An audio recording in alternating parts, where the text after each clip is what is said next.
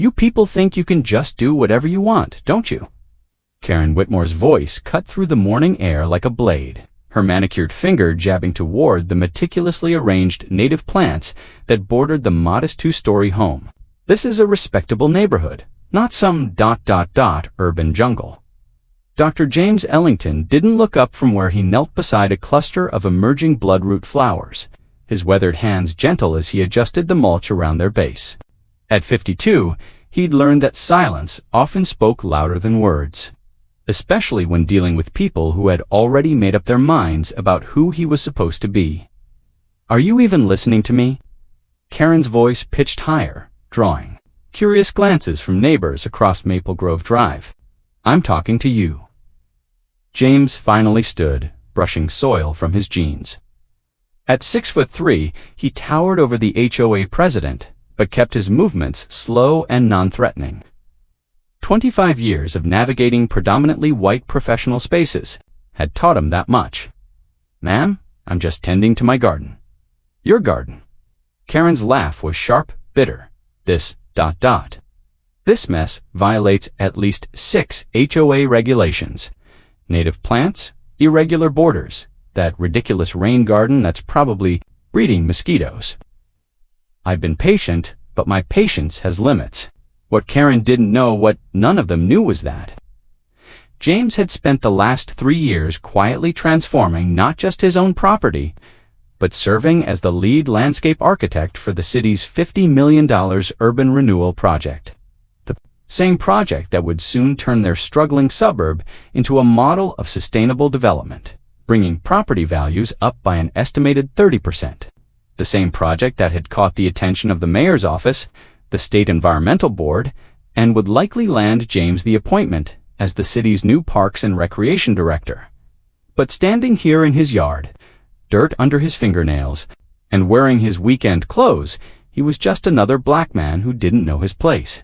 "Ma'am, I assure you, everything I've planted is within city guidelines for sustainable landscaping," James said, his voice steady despite the familiar not forming in his stomach. "I've checked all the regulations." "Oh, you've checked?" Karen's eyes narrowed. "What would you know about regulations?" "I've been managing communities for 15 years. I have degrees in business administration and property management. I know what belongs in a quality neighborhood." Behind her, James could see old Mr. Patterson from 3 houses down. Slowing his morning walk to watch the confrontation, Mrs. Chen was pretending to water her roses while obviously listening. The young couple from the corner house the Johnsons had stepped onto their porch, their expressions uncertain. "I'm calling the city," Karen continued, pulling out her phone. "This ends today. You'll remove all of this wildness ... and replant with approved grass and standard foundation shrubs, or you'll face fines, daily fines, until you comply." James felt the weight of every similar moment he'd endured: the meeting where a client assumed he was the maintenance worker, the conference where security asked for his badge 3 times, the dinner party where someone complimented his natural athleticism after learning he'd played college baseball. Never mind his PhD in environmental design. "I understand your concerns," he said carefully, "but I'd like to invite you to reconsider. These plants don't..." Karen's voice dropped to a dangerous whisper. "Don't you dare try to educate me about landscaping. I've seen what happens when standards slip. Property values plummet. Families move away. The whole character of a neighborhood changes." She paused, letting the words hang in the air. "Some people just don't understand the importance of maintaining community standards." The words hit their mark. James felt his jaw tighten, but kept his expression neutral. He'd heard it all before: the coded language, the careful phrasing that danced around what they really meant, the assumption that his presence, his choices, his very existence was somehow a threat to their version of order. What Karen couldn't see was the folder inside. His house containing the preliminary plans for the Riverside Community Garden, the urban food forest that would anchor the new development. She couldn't know that the weeds she was condemning were actually a carefully planned ecosystem that would serve as the pilot program for the city's new environmental initiative. She had no idea that in 6 months, landscape architecture students from the university would be taking field trips to study his front yard.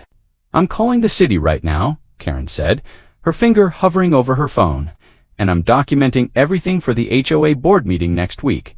You'll be hearing from our attorney." James nodded slowly. In his peripheral vision, he could see Mrs. Chen had stopped pretending to water her roses and was openly staring now. The Johnson couple had moved closer to their fence line. Mr. Patterson had stopped walking entirely. "You do what you feel you need to do," James said quietly, "but I'd suggest you might want to research the city's new environmental initiatives before you make that call." Karen's eyes flashed with irritation. "Don't try to intimidate me with fake expertise. I know exactly what I'm dealing with here." As she turned to stalk back toward her house, James remained standing among his plants, feeling the familiar exhaustion that came with being perpetually underestimated. Tomorrow, he had a meeting with the mayor to discuss the timeline for the community garden project. Next week, he'd be presenting to the city council about sustainable neighborhood development. By month's end, the local newspaper would be running a feature story about his innovative approach to urban landscaping. But today, he was just a black man who didn't know his place, standing in a garden that was about to change everything. Riverside Community Center hummed with activity as James spread the blueprints across the conference table. Mayor Patricia Hendricks leaned forward, her reading glasses perched on the tip of her nose as she studied the detailed plans for the neighborhood transformation project. "This is remarkable work, Dr. Ellington," she said, tracing her finger along the proposed walking paths that would connect the community garden to the existing park system, the integration of stormwater management with recreational space. "It's exactly what we need." James nodded, but his mind kept drifting to the confrontation with Karen 3 days earlier. Since then, he'd received 2 certified letters from the HOA's attorney demanding immediate remediation of his non-compliant landscaping. This morning, he'd found a violation notice taped to his front door, threatening daily fines starting Monday. "Dr. Ellington." Mayor Hendricks' voice pulled him back to the present. "The City Council is prepared to fast-track approval for Phase 1. We'd like to break ground on the community garden within 6 weeks. That's excellent news," James managed, though the irony wasn't lost on him. The same garden that was about to become the centerpiece of the city's environmental initiative was currently the subject of an HOA complaint. City Attorney David Chen, Mrs. Chen's husband, James realized with a start shuffled through his papers. "We do have one. Small issue. There's been some community pushback about the selected location." James felt his stomach drop. "What kind of pushback?" Well, Chen hesitated. "It seems the Maple Grove HOA has filed a formal complaint with the city, claiming that certain irregularities in the neighborhood might compromise the project's success." Mayor Hendricks frowned. "What kind of irregularities?" "According to their filing, there are concerns about property maintenance standards, unauthorized landscaping practices, and potential code violations that could reflect poorly on the city's investment in the area." James stared at the blueprints, understanding dawning. "They're trying to use the HOA complaint against my property to derail the entire project. Is there any merit to their concerns?" Mayor Hendricks asked carefully. James almost laughed. "Ma'am, the property they're complaining about is my home. The unauthorized landscaping they're referring to is actually the pilot program I've been developing for the past 3 years. Every plant, every design element, every environmental feature in my yard is a prototype for what we're proposing to implement citywide." The silence in the room was deafening. Chen cleared his throat. "Dr. Ellington, are you saying you live in Maple Grove, 1247 Maple Grove Drive? I've been there for 5 years." Mayor Hendricks removed her glasses, rubbing her temples. "And the HOA president? Do you know her personally?" "Karen Whitmore. We've had several ... interactions." "Jesus," Chen muttered, then caught himself. "I'm sorry, but this is ... this is a problem. If the HOA is filing complaints against the lead architect's own property, claiming it's substandard, the optics alone could kill the project." James felt the familiar weight of institutional racism settling on his shoulders. No matter how qualified he was, no matter how groundbreaking his work, It all came down to whether white people felt comfortable with his presence in their neighborhood. "What are you suggesting?" Mayor Hendricks asked carefully. "We might need to consider alternative locations for the community garden, somewhere without existing conflicts." No, the word came out more forcefully than James intended. "Ma'am, with all due respect, moving the project location would be a mistake. The Maple Grove area was selected based on soil composition, water table analysis, community demographics, and proximity to existing infrastructure. Those factors don't change because of an HOA complaint." Mayor Hendricks studied him for a long moment. "Dr. Ellington, I need to ask you directly. Is there any validity to their concerns about your property?" James reached into his briefcase and pulled out a folder thick with photographs, permits, and documentation. "Every plant on my property is native to this region. Every design element meets or exceeds city environmental standards. The rain garden they're complaining about is a fully permitted stormwater management system that has prevented flooding in 3 neighboring properties during the last 2 major storms." He spread the photographs across the table. "This is what they're calling substandard maintenance." Mayor Hendricks picked up one of the photos, her eyebrows rising. "This is ... This is beautiful, professional quality landscaping. It's also scientifically designed to support local wildlife, reduce water runoff, and improve air quality.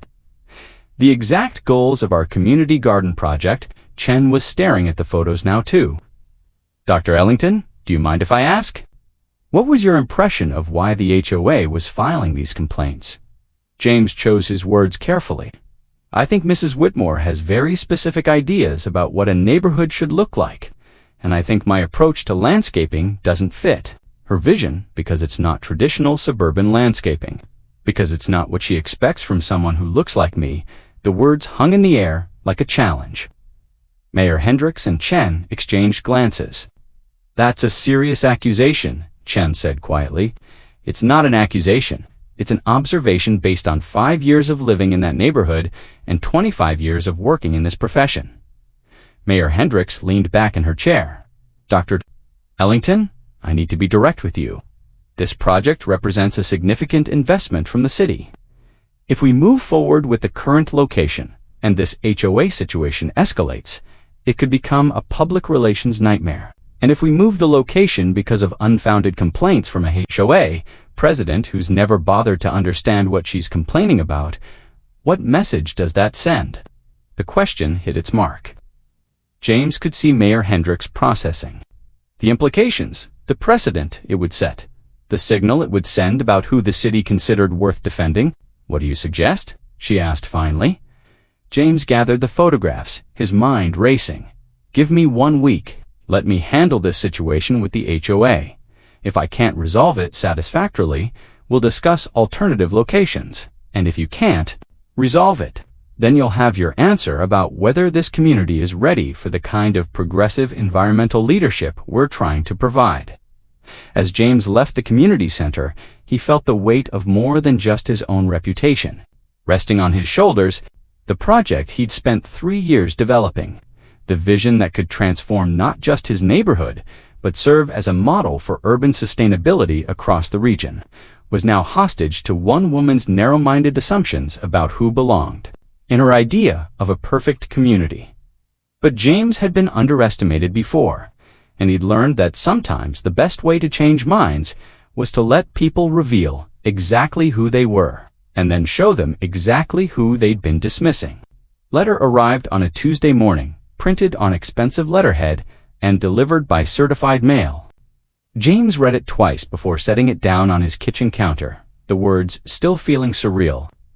Final notice.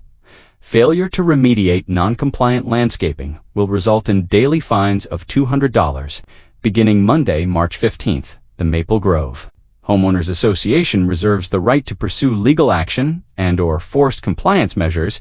He'd been living in Maple Grove for 5 years now, but the memory of his first day in the neighborhood still felt fresh.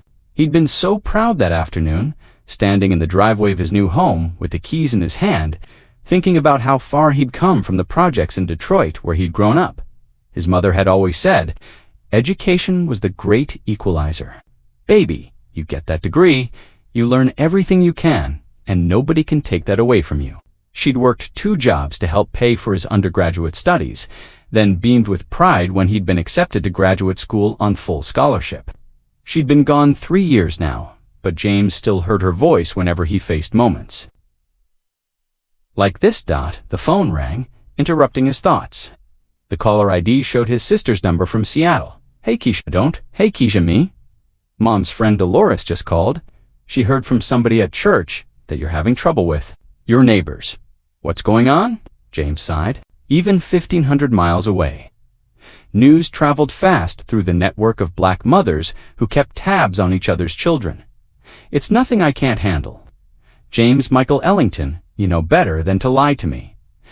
He found himself telling her everything: the confrontation with Karen, the HOA complaints, the threat to the community garden project. As he spoke, he wandered through his house, looking at the framed photographs that told the story of his journey. His college graduation, with his mother beaming beside him, his PhD ceremony, where he'd been the only black student in his program, the award ceremony where he'd been recognized as the state's Young Environmental Professional of the Year. "So let me get this straight," Keisha said when he finished. "This white woman is trying to fine you for having the most beautiful yard in the neighborhood, and she has no idea that you're about to become the city's head of parks and recreation. I haven't been offered that position yet. Please. Maya Henderson's been my girl since college, and she works in the mayor's office. She told me they're just waiting for the community garden project to get approved before they make the announcement. They want to show off your work when they introduce you." James paused. "Maya told you that. She's proud of you, baby. We all are. That's why this HOA mess is so infuriating. You've worked too hard and come too far to let some small-minded woman derail your career."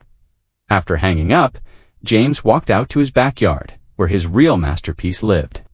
Hidden from the street view that had so offended Karen, the back garden was a testament to what urban landscaping could achieve.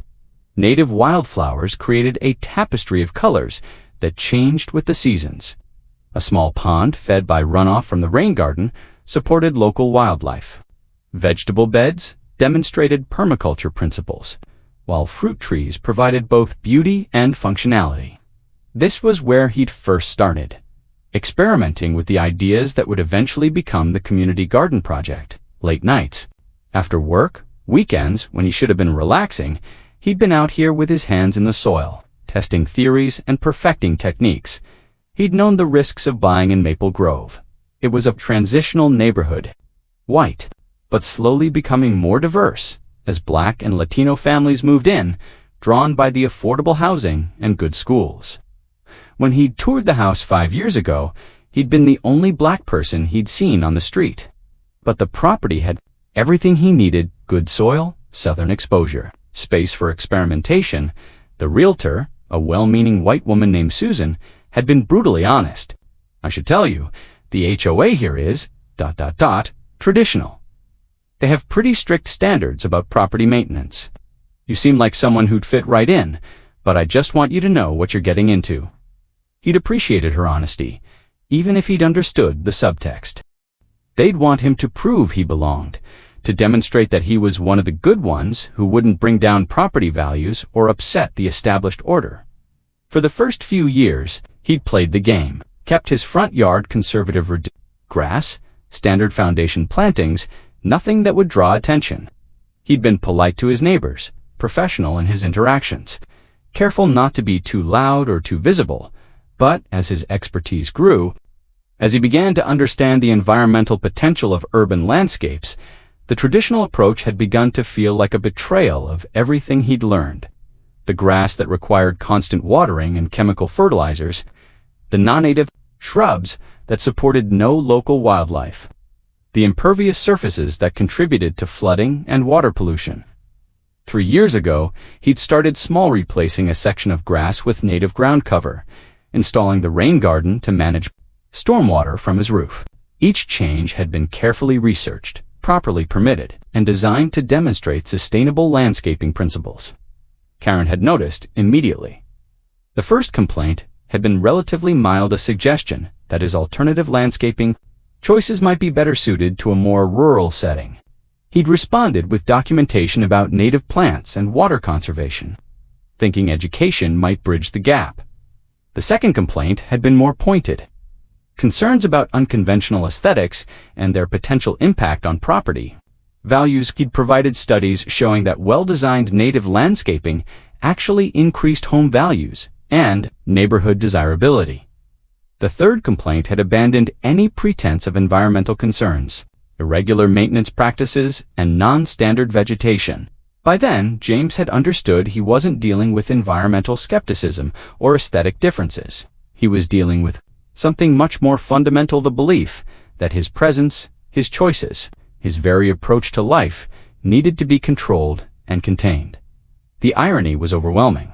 The same expertise that had made him the city's go-to environmental consultant, the same innovative thinking that had landed him the community garden project, was being treated as evidence of his unfitness for the neighborhood. Something important during his years in academia and professional practice: the best way to deal with people who underestimated you was to let them reveal exactly who they were, then show them exactly who they'd been dismissing.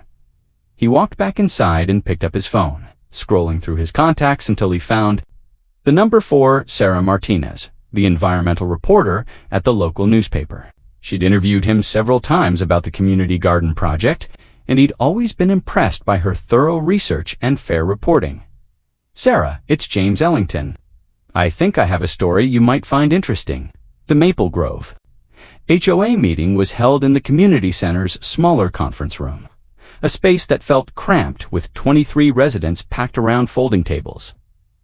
James arrived 10 minutes early, taking a seat in the back where he could observe without drawing attention. He'd dressed carefully, business casual, professional, but not intimidating.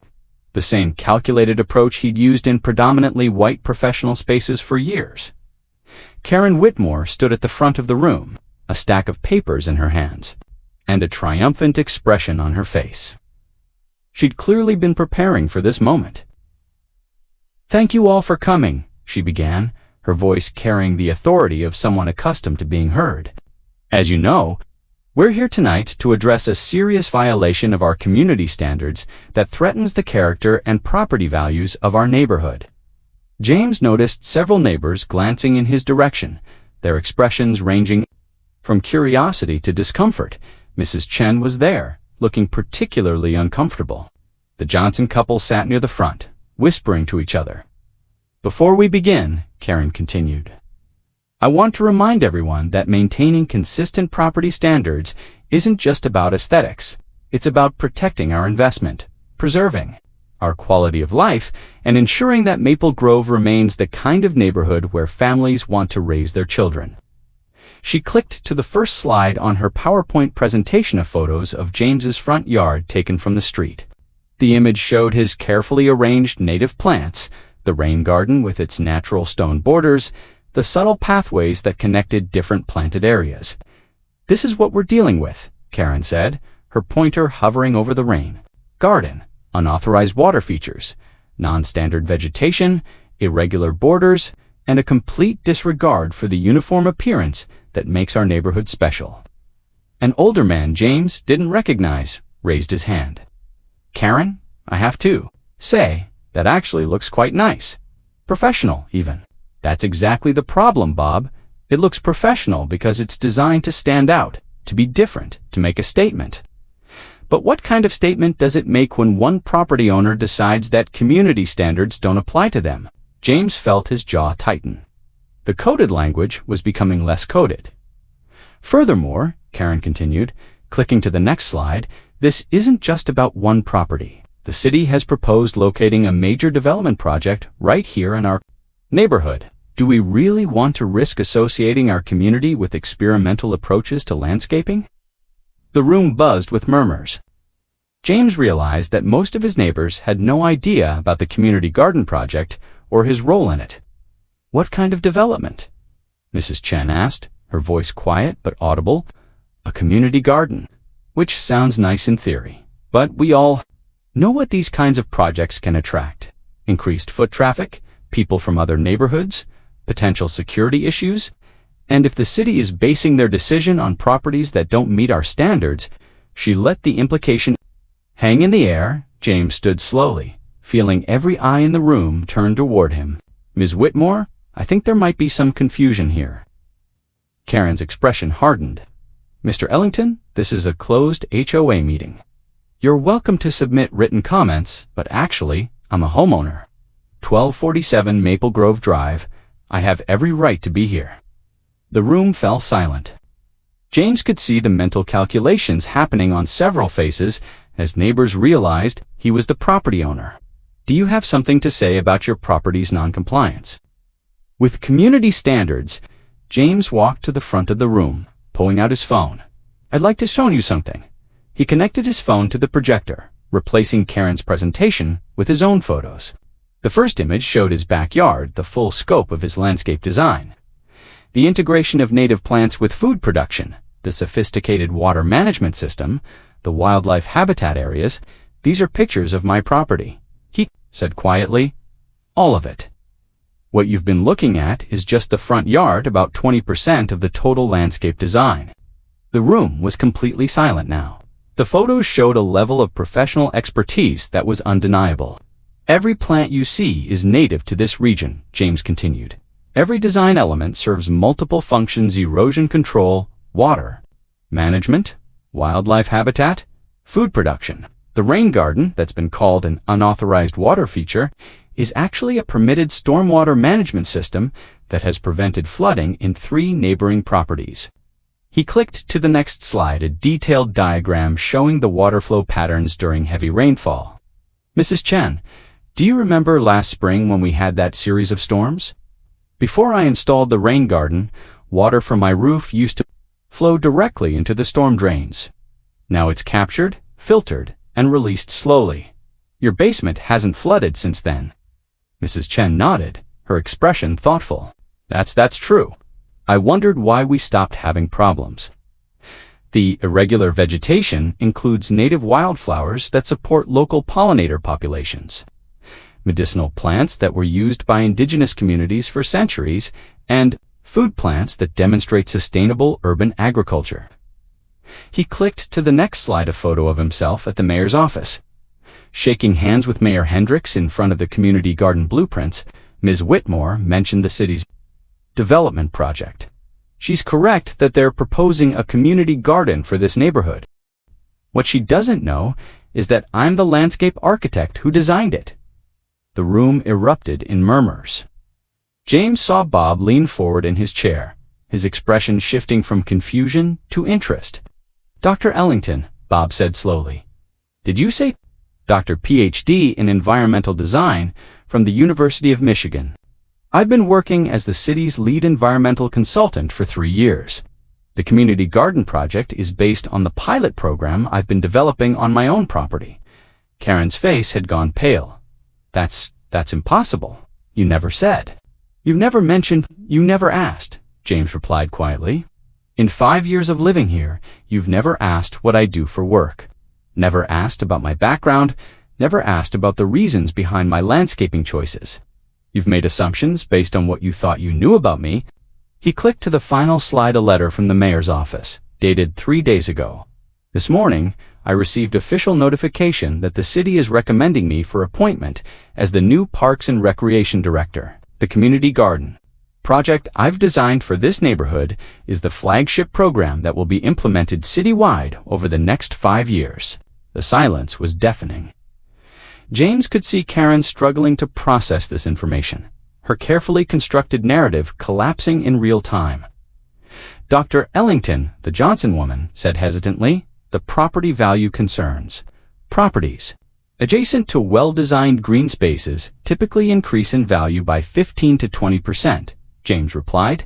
The community garden will likely raise property values throughout the neighborhood, but the HOA standards, Karen began weakly, are completely voluntary and legally unenforceable when they conflict with city environmental initiatives, James said. I've checked. He walked back to his seat, leaving the projector connected. The room remained quiet, the weight of revelation settling over the gathered neighbors.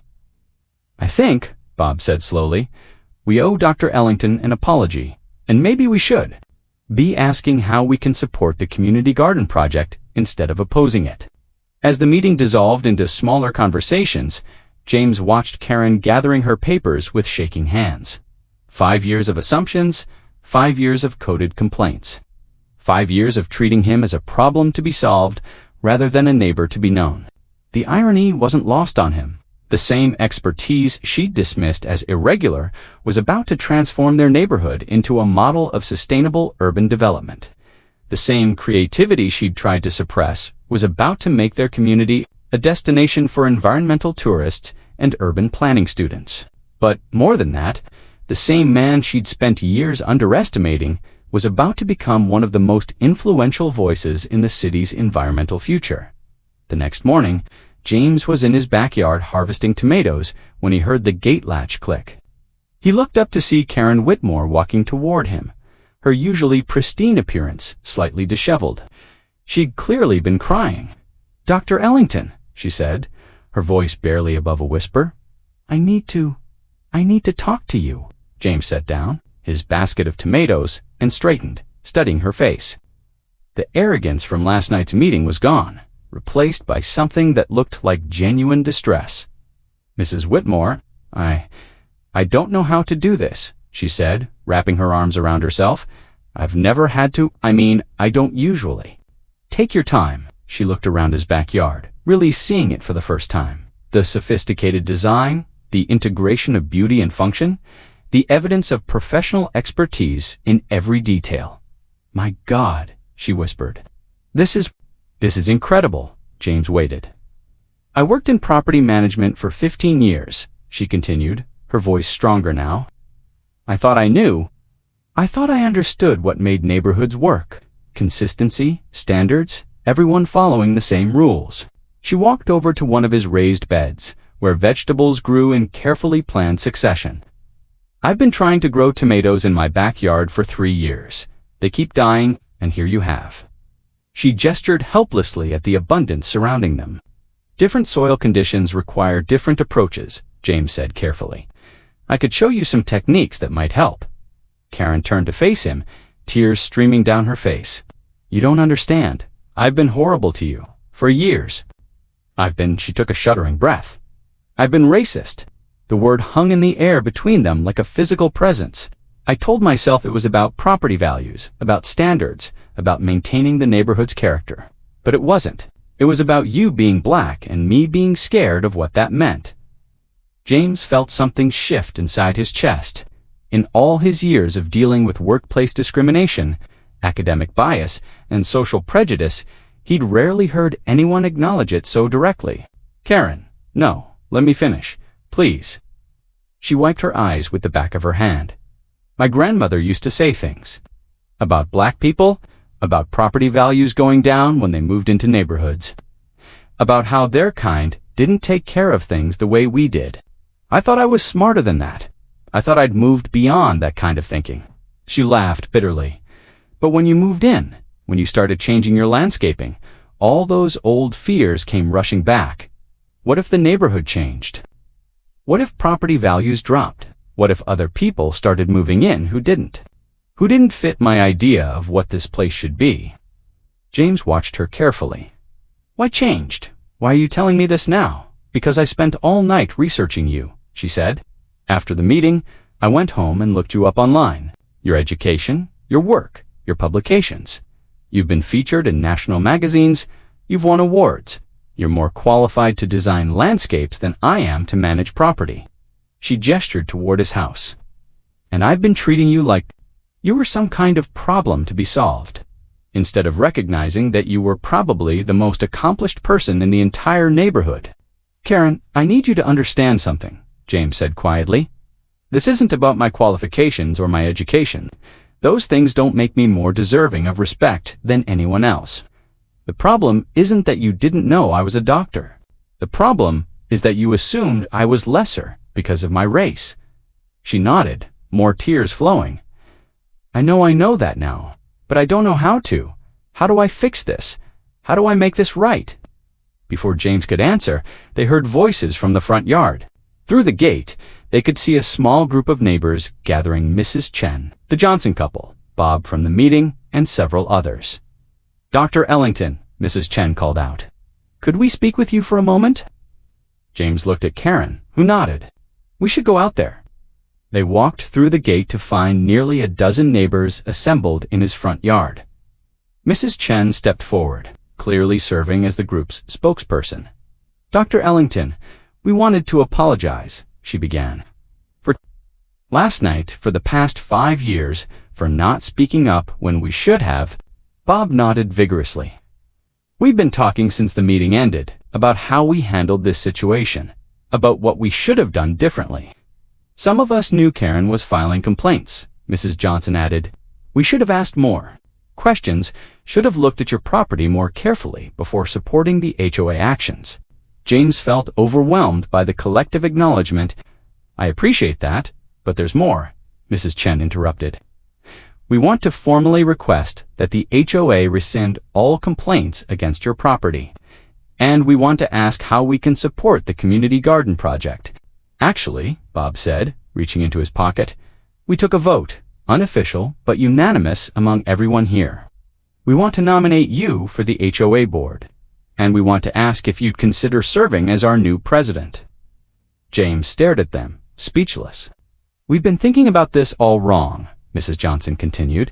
Instead of trying to maintain some artificial standard of sameness, we should be celebrating the expertise and diversity in our neighborhood. Your landscaping doesn't detract from our community, enhances it. Karen stepped forward, her voice still shaky but determined. I want to formally withdraw all HOA complaints against Dr. Ellington's property, and I want to resign as HOA president, effective immediately. The group fell silent, surprised by her announcement.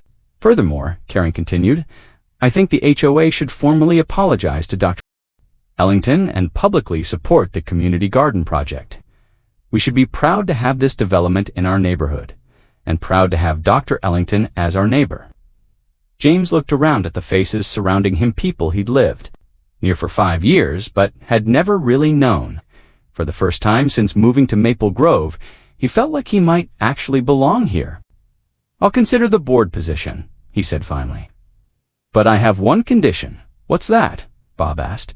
We need to have some honest conversations about what happened here, about assumptions, about bias, about how we can do better going forward.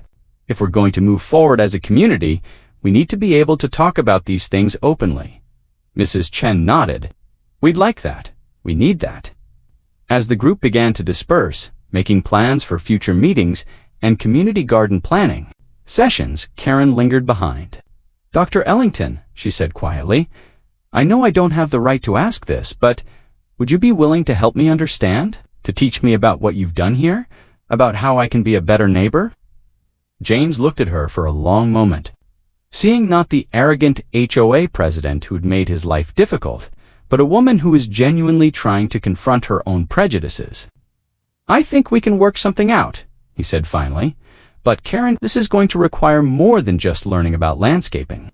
It's going to require examining some uncomfortable truths about how we see each other. She nodded, wiping her eyes again. I understand. I'm ready for that.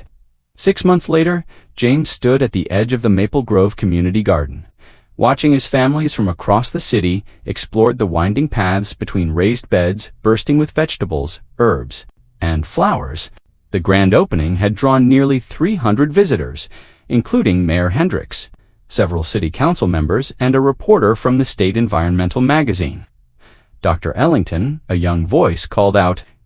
He turned to see Marcus, a 10-year-old from 3 blocks over, running toward him with soil-stained hands and a huge grin. The sunflowers are taller than me now.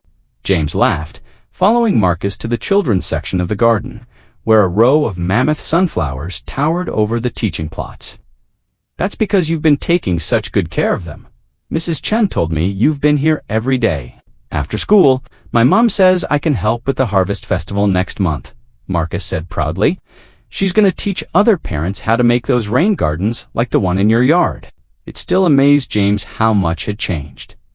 Mrs. Chen had indeed become one of the most enthusiastic supporters of sustainable landscaping, transforming her own property and helping neighbors design rain gardens throughout the subdivision.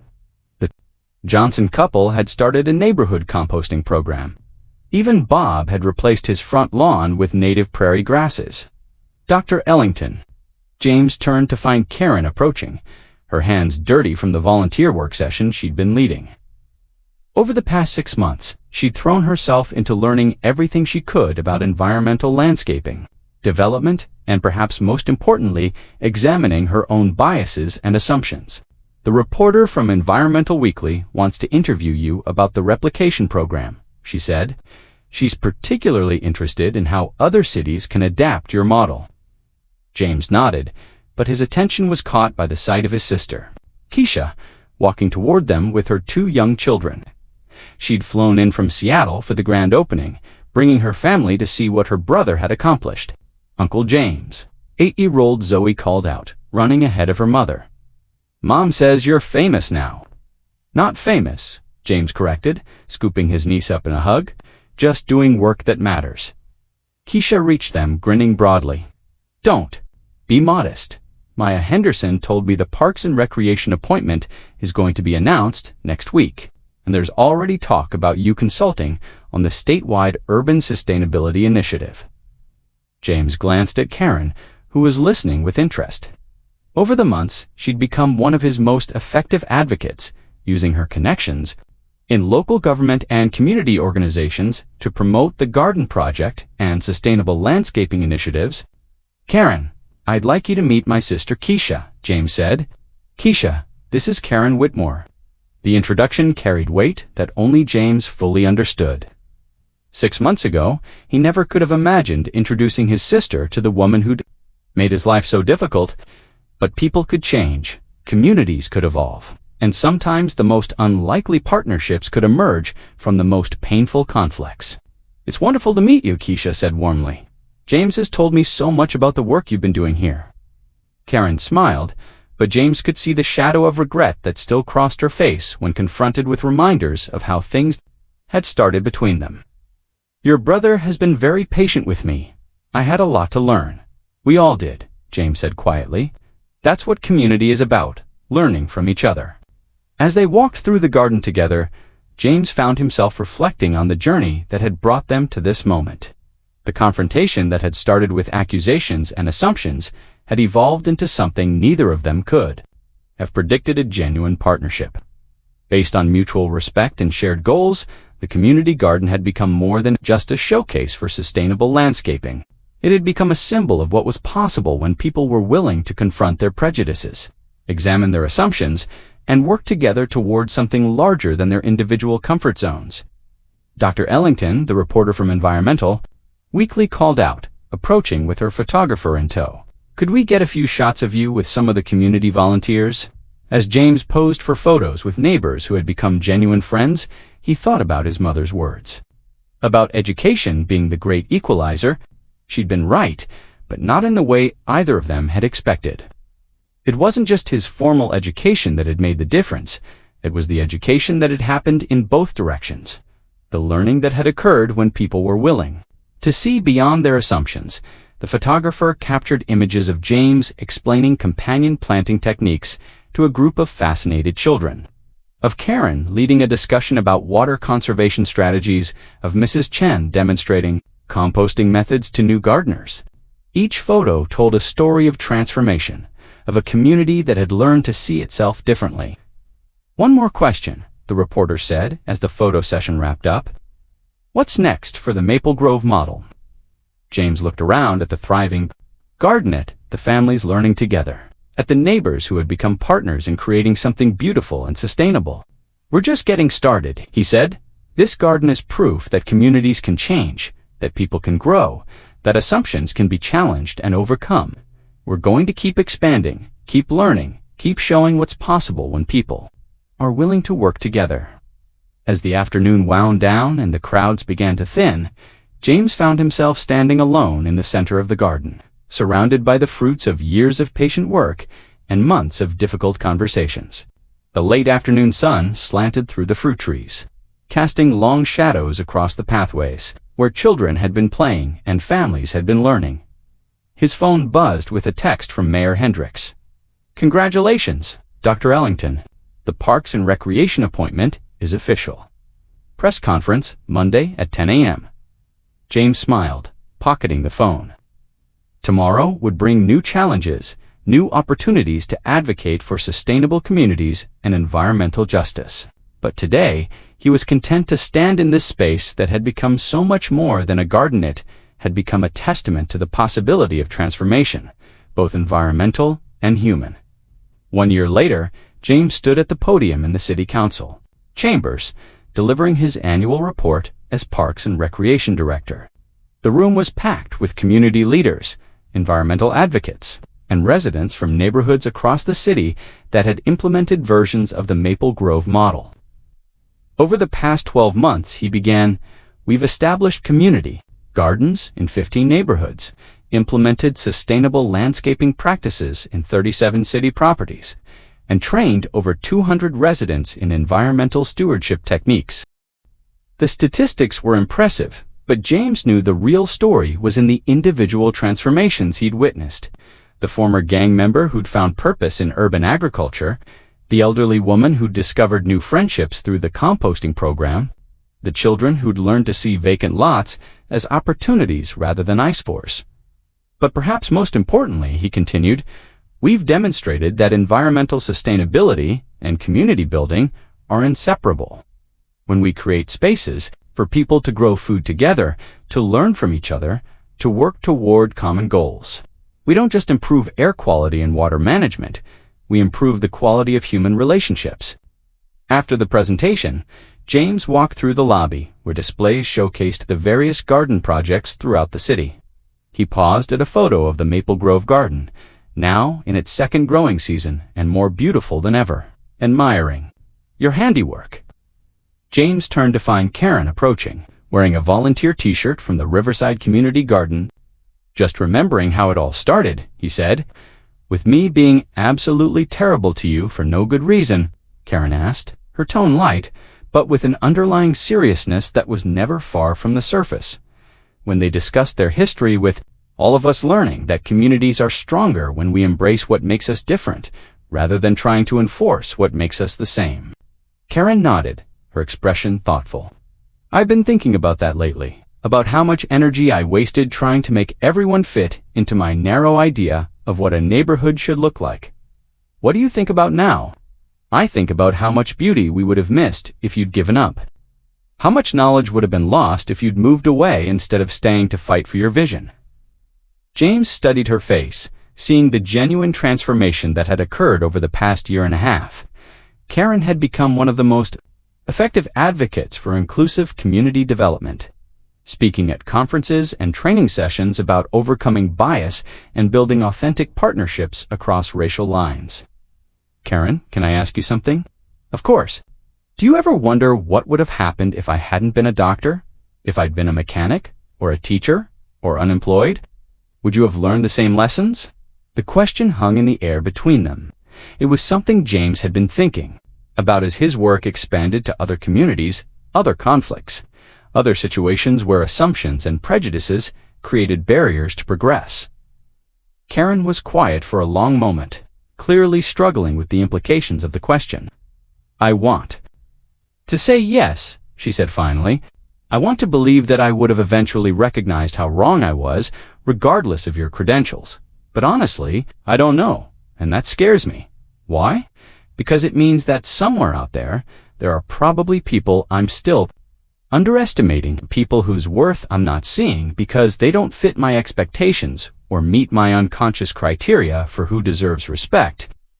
James felt a familiar tightness in his chest. That's the hard part about this work. It's not just about changing policies or creating programs. It's about examining the assumptions we don't even realize we're making. "How do you do it?" Karen asked. "How do you keep working with people who might be making the same mistakes I made? How do you stay patient when you know some of them might never change? Because some of them will," James said simply. "Because communities can transform, even when it seems impossible. Because the work is worth doing, even when it's hard." They stood in comfortable silence, watching as other attendees examined the displays and discussed plans for new projects. James noticed Mrs. Chen talking animatedly with a group of residents from the East Side neighborhood, sharing her expertise. In rain garden design, the Johnson couple was deep in conversation with a city councilman about expanding the composting program to City Hall. James, Karen said quietly, "I know I've said this before, but I need you to know I'm grateful. Not just for your patience with me, but for your willingness to stay and fight for something better instead of just protecting yourself." "I didn't do it alone," James replied. "It took all of us being willing to have difficult conversations, to examine our assumptions, to work towards something bigger than our individual comfort zones." "Still," Karen insisted, "you could have moved. You could have found a neighborhood where people appreciated your work from the beginning. You chose to stay and help us become better." James thought about that choice, about the nights he'd lain awake wondering if it was worth the stress and conflict. "I stayed because I believed in what communities could become, and because I knew that if I left, nothing would change. The same assumptions, the same prejudices, the same barriers would still be there for the next person. And now we have proof that change is possible. Now we have models that other communities can follow. Now we have people like you who understand not just what went wrong, but why it went wrong and how to do better." As the evening wound down and people began to leave, James found himself thinking about the broader implications of what they'd accomplished. The Maple Grove model was being replicated in cities across the state, demonstrating that sustainable community development was possible, even in the most unlikely circumstances. But more than that, the story of transformation, both environmental and human, was inspiring people to examine their own assumptions, to look beyond surface differences, to recognize the expertise and wisdom that existed in every community. Walking to his car in the municipal parking lot, James passed the small garden that had been installed behind City Hall, where vegetables grew alongside native flowers and rainwater was captured in elegant stone channels. A small plaque near the entrance read, "In recognition of the truth that communities thrive when we embrace what makes us different rather than enforce what makes us the same." As he drove home through neighborhoods where rain gardens and native plants were becoming increasingly common, James reflected on the journey that had brought him to this moment. From the confrontation in his front yard to the podium in the city council chambers, from Karen's accusations to her advocacy, from an isolated homeowner to a respected community leader. The work was far from over. There were still neighborhoods where assumptions went unchallenged, still communities where prejudice masqueraded as standards, still people who needed to learn the difference between uniformity and unity. But there was also proof that change. It was possible that communities could transform, that the most unlikely partnerships could emerge from the most painful conflicts. And sometimes that proof was enough to light the way forward. Pulling into his driveway, James looked at his front yard, still beautiful, still sustainable, still a testament to the power of expertise combined with persistence. Tomorrow would bring new challenges, new opportunities to advocate for environmental justice and inclusive community development. But tonight, he was content to sit in his backyard garden, surrounded by the fruits of patient work and difficult conversations, knowing that sometimes the most important victories are the ones that teach us all how to be better neighbors.